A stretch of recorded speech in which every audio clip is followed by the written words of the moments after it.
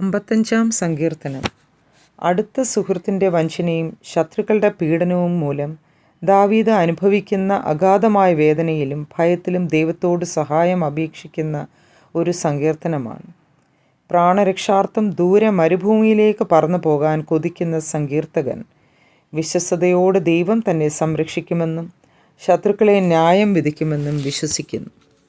55 സങ്കീർത്തനം. ദൈവമേ, എൻ്റെ പ്രാർത്ഥന ശ്രദ്ധിക്കണമേ. എൻ്റെ യാചനയ്ക്ക് മറഞ്ഞിരിക്കരുതേ. എനിക്ക് ചെവി തന്ന് ഉത്തരമറിയണമേ. ശത്രുവിൻ്റെ ആരവം നിമിത്തവും ദുഷ്ടൻ്റെ പീഡ നിമിത്തവും ഞാൻ എൻ്റെ സങ്കടത്തിൽ പൊറുതിയില്ലാതെ ഞരങ്ങുന്നു. അവർ എൻ്റെ മേൽ നീതികേട് ചുമത്തുന്നു, കോപത്തോടെന്നെ ഉപദ്രവിക്കുന്നു. എൻ്റെ ഹൃദയം എൻ്റെ ഉള്ളിൽ വേദനപ്പെട്ടിരിക്കുന്നു. മരണഭീതിയും എൻ്റെ മേൽ വീണിരിക്കുന്നു.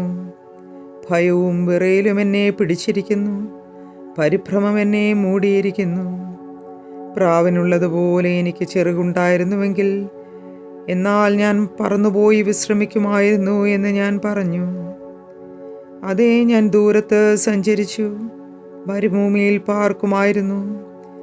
കൊടുങ്കാറ്റിൽ നിന്നും പെരുങ്കാറ്റിൽ നിന്നും ബന്ധപ്പെട്ട് ഞാനൊരു സങ്കേതത്തിലേക്ക് ഓടിപ്പോകുമായിരുന്നു.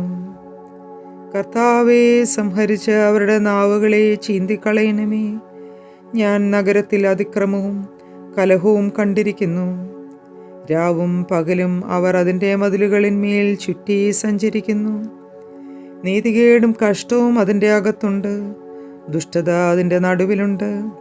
ചതുവും വഞ്ചനയും അതിൻ്റെ വീഥികളെ വിട്ടുമാറുന്നതുമല്ല.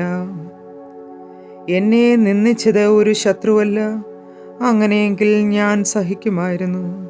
എൻ്റെ നേരെ വമ്പ് പറഞ്ഞത് എന്നെ പകയ്ക്കുന്നവനല്ല. അങ്ങനെയെങ്കിൽ ഞാൻ മറന്ന് കൊള്ളുമായിരുന്നു. നീയോ എന്നോട് സമനായ മനുഷ്യനും എൻ്റെ സഖിയും എൻ്റെ പ്രാണസ്നേഹിതനുമായിരുന്നു. നാം തമ്മിൽ മധുരസമ്പർക്കം ചെയ്തു. പുരുഷാരവുമായി ദേവാലയത്തിലേക്ക് പോയല്ലോ. മരണം പെട്ടെന്ന് അവരെ പിടിക്കട്ടെ. അവർ ജീവനോടെ പാതാളത്തിലേക്ക് ഇറങ്ങട്ടെ. ദുഷ്ടത അവരുടെ വാസസ്ഥലവും അവരുടെ ഉള്ളിലുമുണ്ട്.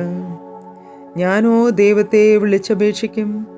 യഹോവ എന്നെ രക്ഷിക്കും. ഞാൻ വൈകുന്നേരത്തും കാലത്തും ഉച്ചയ്ക്കും സങ്കടം ബോധിപ്പിച്ച് കരയും. അവൻ എൻ്റെ പ്രാർത്ഥന കേൾക്കും.